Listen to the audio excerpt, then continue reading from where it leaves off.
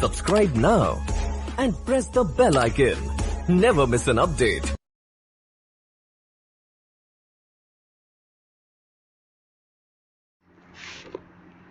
Ready? 5 seconds.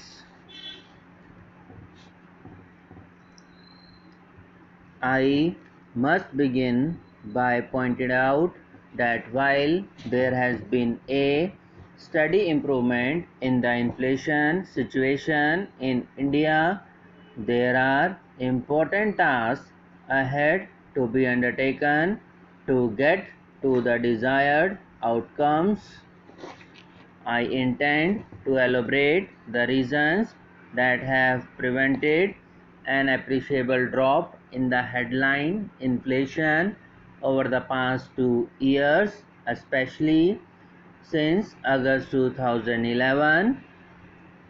I would also like to share with this August House the policy framework that we hope will bring down the inflation rate to more acceptable levels in the next 6 to 12 months. Since August 11, when we last discussed the issue of inflation in the House, the overall wholesale price index inflation has been stable. It was 9% in August 2011 and 10% in October 2011. However, the food inflation has been on the rise. In these 3 months, certain food items, namely fruits and vegetables, egg, meat, fish, and milk, have been the major contributors to food inflation. Along with fuel and power items, it has led to the stickiness in headline inflation.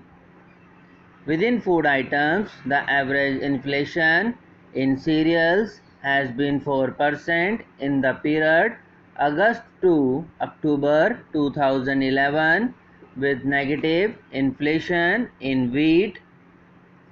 The inflation in pulses was also negative. Let me also give you an idea of movement in average monthly retail prices in a few selected food items over the last 2 years. However, this was not the case with food items like vegetables and fruits, as pointed out earlier. Honorable members are aware what inflation is caused by a mismatch of demand and supply, particularly demand overshooting supply. During periods of rapid growth and structural change, inflation does tend to increase.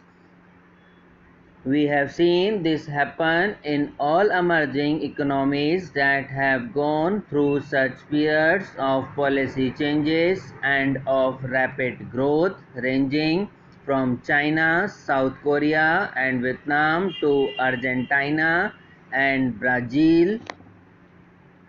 Sir, in a globalized world where the growing Indian economy is dependent on commodity imports in critical areas like fuel, oils, edible oils, etc., movements in international prices have a direct bearing on level of domestic inflation and its management. In a bid to jumpstart their economies and cut down unemployment, several countries have expanded liquidity in their markets. We find that this increased liquidity in the industrialized countries has generated inflationary pressure in virtually all emerging economies and some developing countries. In the past 5 to 6 months, inflation has been at over 13% in Pakistan, over 9% in Argentina and Russia, and at over 10% in Bangladesh and over 7% in Brazil. Food inflation in China, which is otherwise a low inflation country, has increased from a negative in January 2010 to 5.2% in January 2011.